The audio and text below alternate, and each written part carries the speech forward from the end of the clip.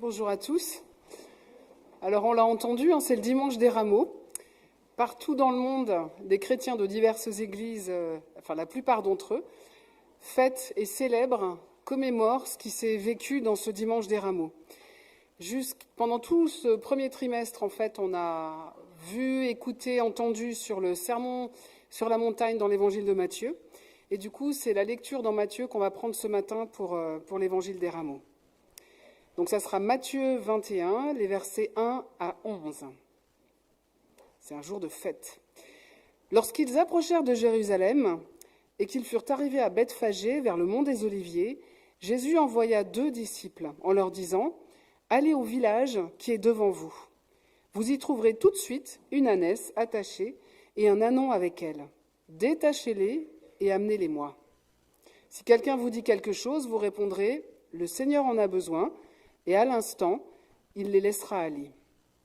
Or tout ceci arriva afin que s'accomplisse ce que le prophète avait annoncé. Dites à la fille de Sion, voici ton roi qui vient à toi, plein de douceur, et monté sur un âne, sur un ânon, le petit d'une ânesse.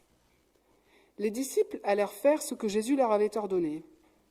Ils amenèrent l'ânesse et l'ânon, mirent leurs vêtements sur eux, et Jésus s'assit dessus. Une grande foule de gens étendirent leurs vêtements sur le chemin. D'autres coupèrent des branches aux arbres et en jonchèrent la route.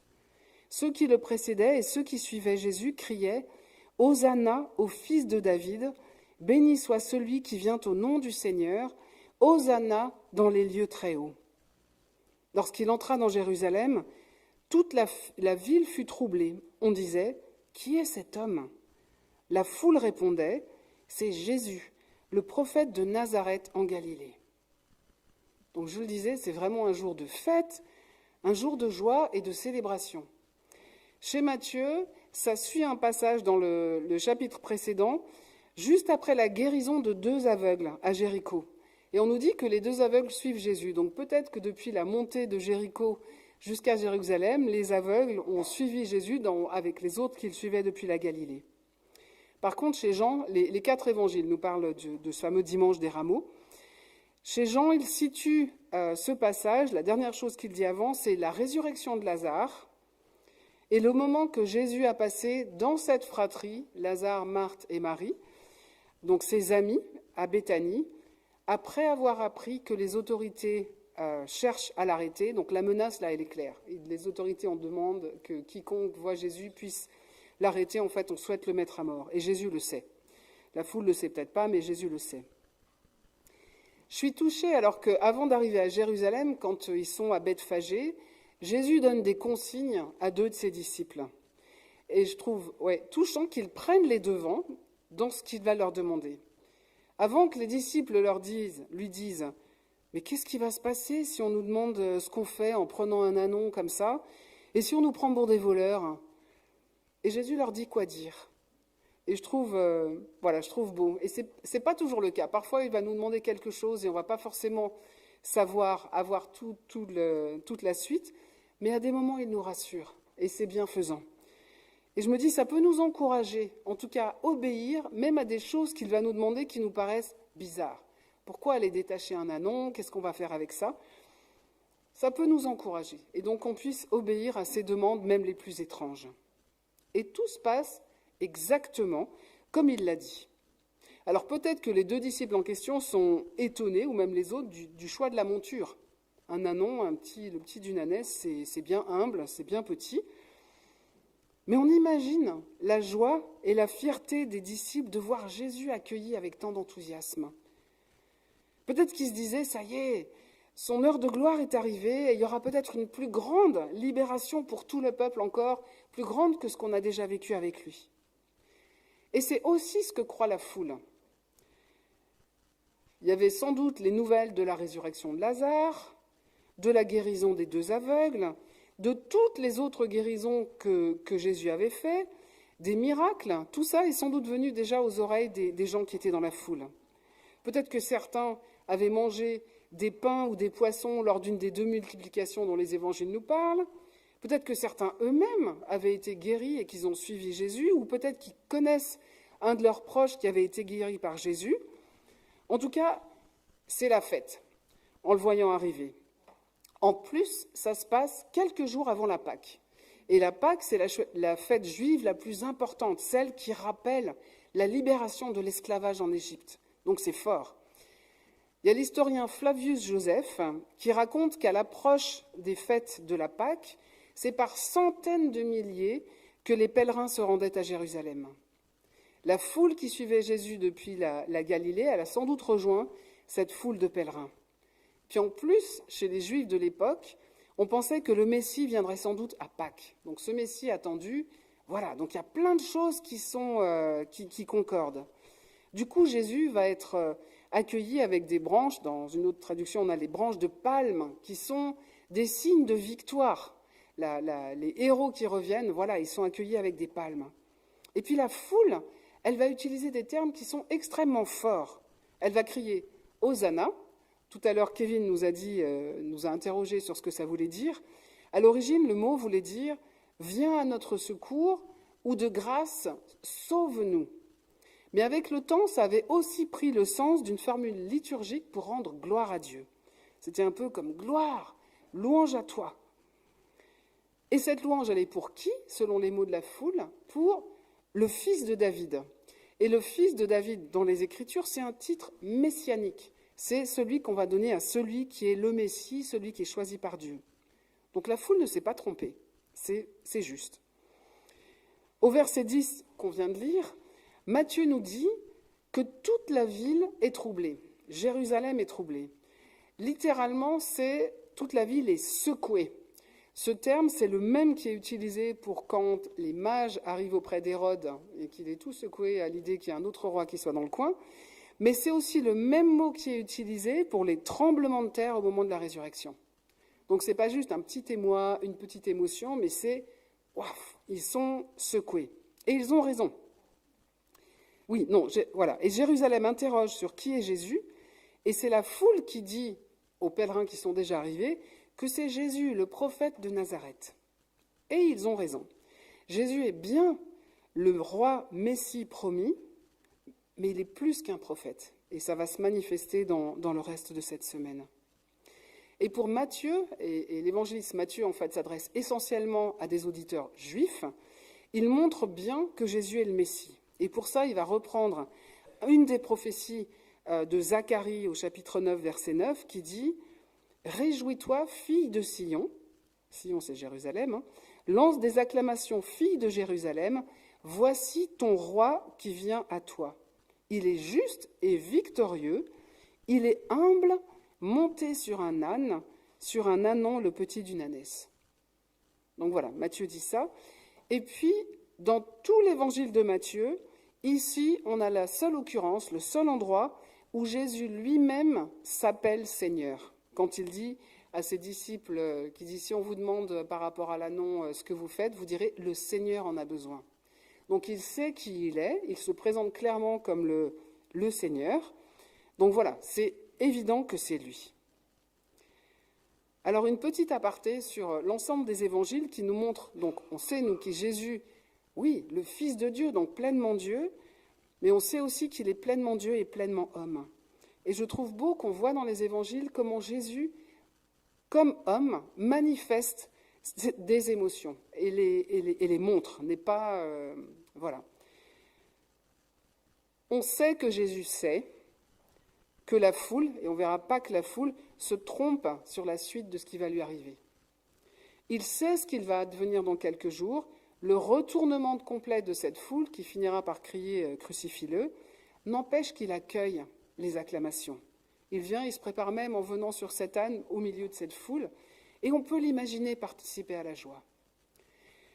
Dans l'évangile de Luc, quand il relate le même épisode des rameaux, Luc, chapitre 19, versets 39-40, nous dit « À ce moment-là, quelques pharisiens qui se trouvaient dans la foule interpellèrent Jésus. « Maître, fais taire tes disciples. » Et Jésus leur répondit « Je vous le déclare, s'ils se taisent, les pierres crieront. » Non, ne calmez pas cette joie et cet enthousiasme.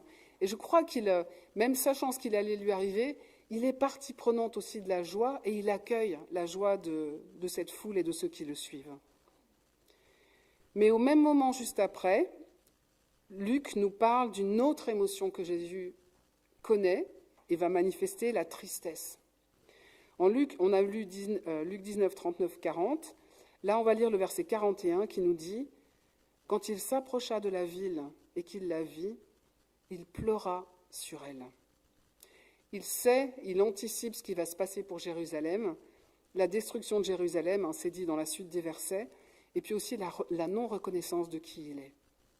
Il pleure. Il n'est pas en disant « je suis un homme, il ne faut pas que je montre mes émotions ». Il pleure.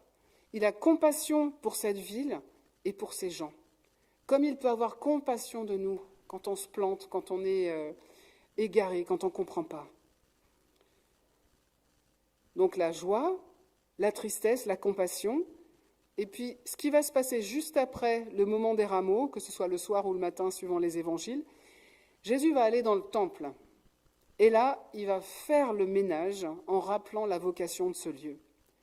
Et on voit quelque part la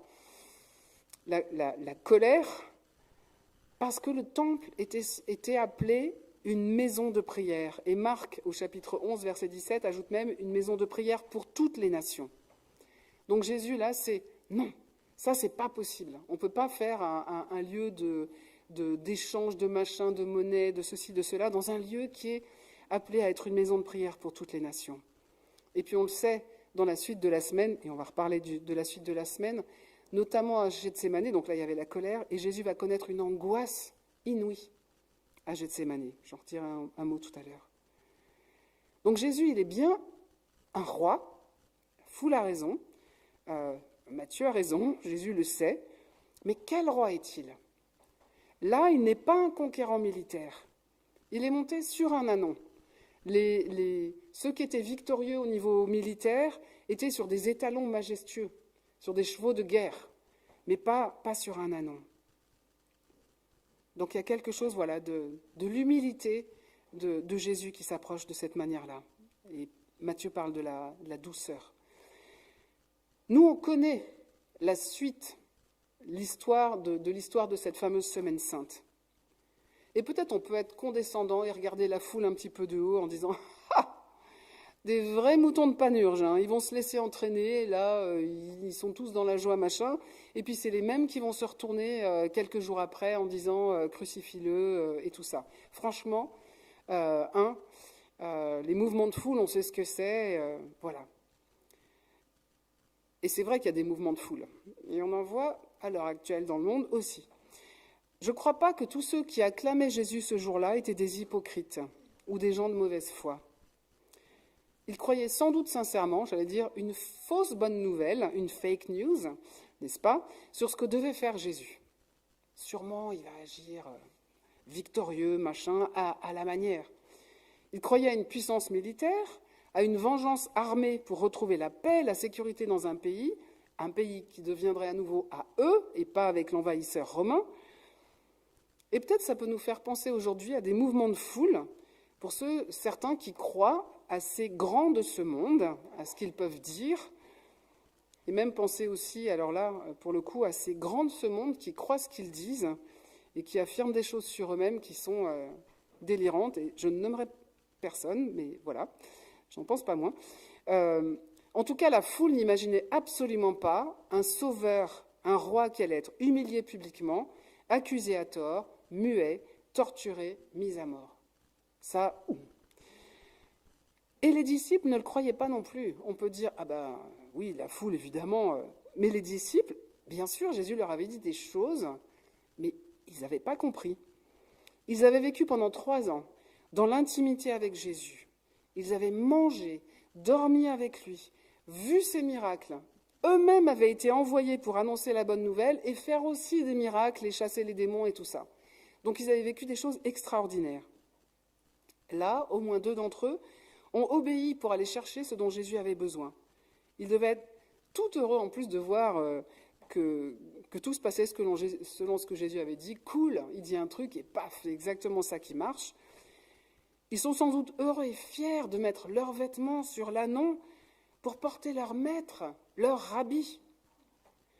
Ils sont sans doute aussi heureux et fiers d'être aux premières loges de l'arrivée triomphale de Jésus dans Jérusalem. C'est la gloire d'arriver comme ça, au milieu des acclamations de la foule dans la capitale, la ville de Sion, dont les Écritures parlent tant. Alors oui, Jésus s'avance vers un triomphe, mais pas un triomphe militaire. Le triomphe le plus grand de ces 8 jours, ça n'est pas celui du dimanche des rameaux, mais celui de la résurrection. Ou même, si on lit l'évangile de Jean, si on reprend l'évangile de Jean, Jean dit que l'heure de la gloire, dans son évangile, c'est l'heure de la croix, qui n'est pas du tout le truc qu'on aurait pu imaginer. Et cette victoire, elle va passer par une angoisse immense, en sachant ce qui va lui arriver, la trahison, l'abandon de ses amis, un procès inique, injuste, avec encore une fois des fake news, des faux témoignages sur Jésus durant le procès, de la torture, et puis enfin une mort atroce sur une croix, qui était un supplice qui était pour les esclaves non juifs. Donc même ça, tout le pire de notre humanité, notre horreur, l'injustice, la violence, Jésus va le prendre sur lui pour nous en libérer et pour nous pardonner. Alors peut-être que nous, des fois, on peut aussi se demander, mais, et surtout si peut-être on connaît moins Jésus, je ne sais pas s'il y a des nouveaux parmi nous, mais qui est cet homme ? Ou même pour moi-même, je marche peut-être avec le Seigneur depuis longtemps, et je me dis, oui, mais c'est quoi mon image de Dieu ? Comment je le vois ? Quelle anticipation dans mon cœur me ferait l'acclamer aujourd'hui ? Peut-être que je le connais d'une certaine manière. Je connais Jésus qui répond aux prières, celui qui fait des miracles. Et alléluia ! Et oui, il y a de quoi le célébrer pour ça.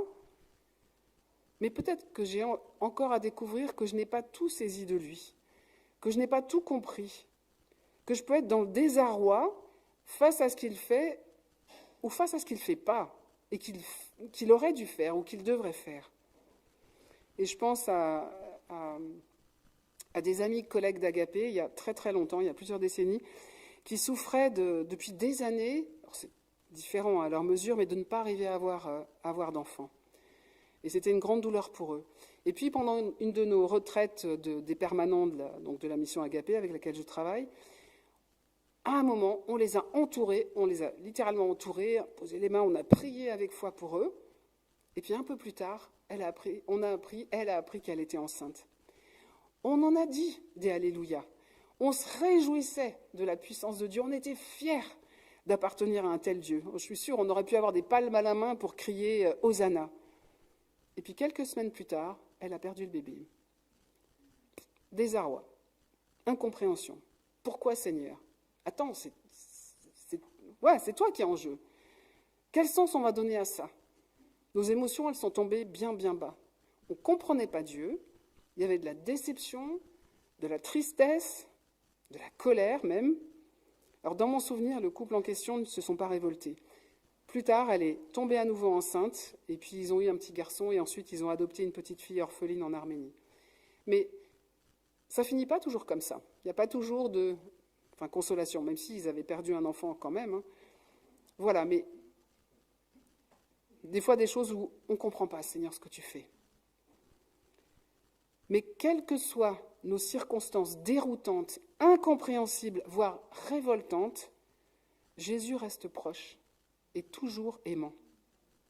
La plus grande manifestation de son amour, c'est qu'après cette entrée triomphale, il va aller, lui qui est complètement innocent, au bout d'un chemin de souffrance, d'horreur, pour justement porter nos révoltes, nos trahisons, nos indifférences, nos péchés et nos douleurs, comme dit Ésaïe 53. Et en fait, en ce début de Semaine Sainte, il n'y a qu'une seule personne qui sait vraiment ce qui se passe, qui connaît tout, qui comprend tout et qui sait où elle va. C'est Jésus. Même pas les disciples, même pas ses plus proches n'ont pas tout compris. Il est le seul qui sait vraiment qui il est. Oui, il est le Messie et le roi, mais ce que ça va impliquer. Comment Dieu, en lui, agit pour le salut. Alors nous qui suivons Jésus, à sa suite, pour nous aussi, il peut y avoir des moments forts grâce à lui, et c'est l'occasion, oui, de nous réjouir, de l'acclamer. Et puis il y a aussi des moments où, parce que le serviteur n'est pas plus grand que le maître, nous dit Jésus, nous allons être invités, nous aussi, à porter nos croix. La solitude, l'incompréhension, la calomnie, la violence parfois. Et puis, alors pas à la suite de Jésus, mais nous aussi, nous allons entrer dans les échecs par nos propres fautes. Est-ce que je peux suivre Jésus aussi dans le non-succès, dans l'échec, dans la solitude? C'est ce qui est arrivé aux disciples et aux femmes qui suivaient Jésus. Alors, je vais vous donner une petite litanie des « sommes-nous prêts ?» Préparez-vous. Sommes-nous prêts à nous laisser déplacer, à nous retrouver décontenancés après la joie, après ce que nous avions cru, ce que nous avions imaginé? Sommes-nous prêts à accueillir le regard, et vous allez retrouver des personnages connus dans l'histoire des évangiles de cette semaine-là. Si vous êtes nouveau et que vous ne connaissez pas, vous pouvez parler à un des pasteurs, vous pouvez venir me voir ou d'autres. Sommes-nous prêts à accueillir le regard de Jésus après l'avoir renié 3 fois? Serons-nous prêts plus tard à accueillir son « m'aimes-tu » autant de fois qu'on l'a renié et à être envoyés de nouveau en mission? Sommes-nous prêts au silence, au vide absolu du samedi saint, entre la mort de Jésus et sa résurrection dont on ne sait même pas qu'elle va arriver?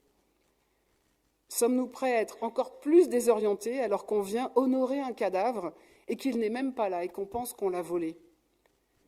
Sommes-nous prêts à rencontrer à travers les larmes celui qu'on ne reconnaît pas encore et qu'on prend pour un jardinier? Sommes-nous prêtes à la demande folle d'être celle qui va annoncer la résurrection aux disciples? La première.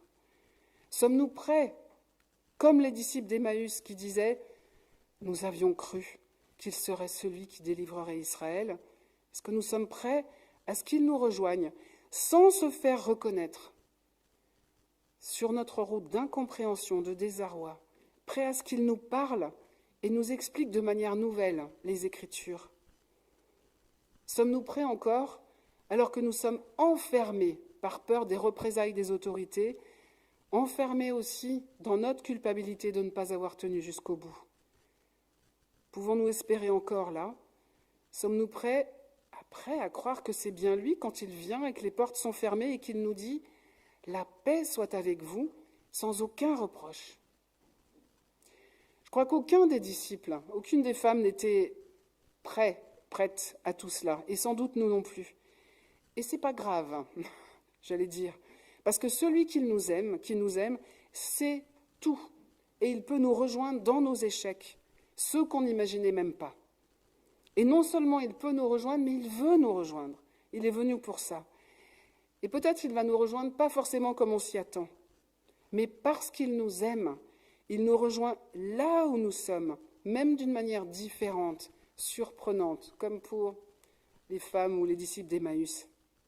Et peut-être que ça peut nous rendre plus humbles. Alors nous pouvons nous réjouir aujourd'hui, car oui, il est le Messie, le Sauveur, qui est entré dans nos vies. Et s'il n'est pas encore entré dans votre vie, mais que vous avez le désir de le faire, vous pouvez demander aussi à quelqu'un de vous expliquer comment le faire et vivre peut-être un jour aussi la joie du baptême. Nous pouvons aussi lui faire confiance dans les circonstances difficiles, dans ce monde fou, dans ce monde violent, dans ce monde injuste. Il est toujours souverain. Lui qui dit, c'est l'Évangile qui dit que Dieu a tant aimé ce monde et il continue de tant aimer ce monde aujourd'hui qu'il a donné son Fils. Alors je nous invite, et je m'inclus dedans, en cette semaine qui va vers Pâques, à suivre le chemin de Jésus, à prendre le temps de relire les différentes étapes de ce qu'il va vivre. Aujourd'hui, à l'acclamer, car il est le roi, le sauveur, le Messie. À le suivre aussi au temple, alors qu'il va nettoyer, bazarder tout le bazar justement qu'il s'y fait. Quel ménage aurait-il besoin aussi de faire en moi pour que je sois une maison de prière pour toutes les nations? On peut aussi regarder le complot contre lui. On peut partager avec lui le repas de la Cène, où il va donner à chaque disciple le pain et le vin, qui représentent son corps et son sang, qui vont être livrés pour eux, pour les disciples, et pour nous aussi. À accueillir la joie de ce repas et toutes les paroles qu'il prononce pendant ce repas. Si vous avez le courage de lire Jean 14 à 17, c'est tout le discours que Jésus prononce pendant ce repas, où il va prier pour ses disciples et pour ceux qui croiraient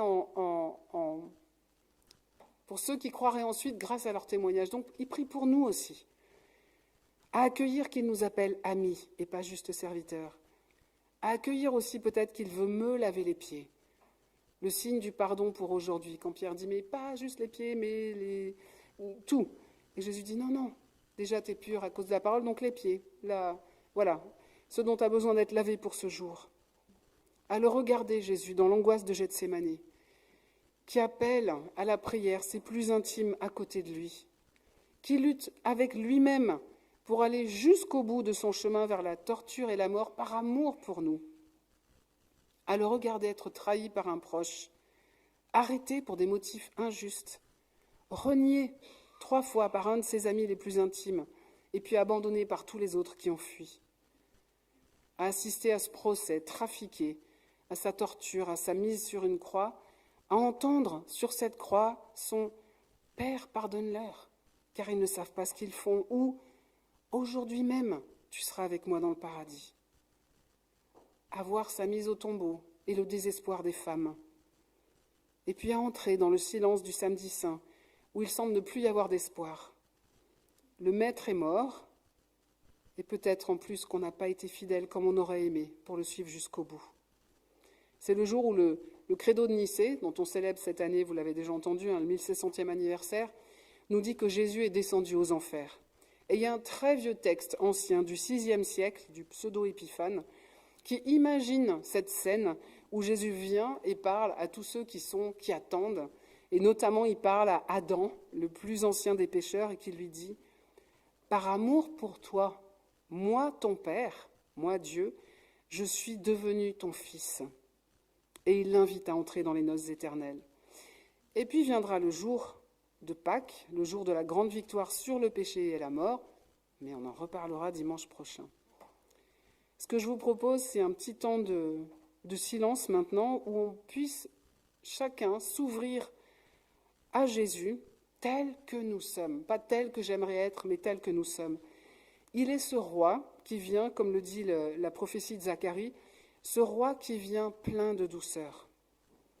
Donc prenons un temps de silence pour prier intérieurement devant ce roi qui est doux, humble, puissant mais doux et humble, soit pour lui dire notre reconnaissance, notre adoration, ne pas laisser les pierres crier, mais nous-mêmes, alors là on ne va pas crier à haute voix, mais dans nos cœurs, dire notre adoration au Seigneur ou notre désarroi.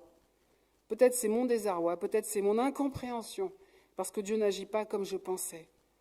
Ou peut-être ma culpabilité aussi par rapport à mes égarements vis-à-vis de lui. Et du coup, pour pouvoir accueillir sa miséricorde. Ou peut-être que mes émotions sont mélangées. Mais dans ce temps de silence, on lui apporte tout ça. Et puis il y aura un petit temps différent d'intercession après. Mais temps de silence pour nous exposer devant le Seigneur tel que nous sommes et accueillir ce roi doux qui accueille notre reconnaissance et aussi notre désarroi, notre incompréhension, nos culpabilités. Seigneur, merci d'accueillir toutes nos émotions, tout l'état dans lequel nous sommes. Seigneur, d'accueillir notre joie ou notre tristesse, notre je ne sais pas, notre bof, nos culpabilités. Seigneur, merci d'être Dieu de compassion, Dieu de pardon, Dieu qui se réjouit aussi avec nous, Dieu qui veut faire la fête avec nous ou qui vient aussi pleurer avec nous. Seigneur, merci. Conduis-nous dans toute cette semaine sur le chemin que tu as vécu, Seigneur, pour nous rappeler tout ce que tu as vécu, tout ce que tu as fait, tout ce que tu as dit, par amour pour chacun d'entre nous. Conduis-nous, Seigneur, dans toute cette semaine avant l'accueil de la grande victoire de Pâques. Amen.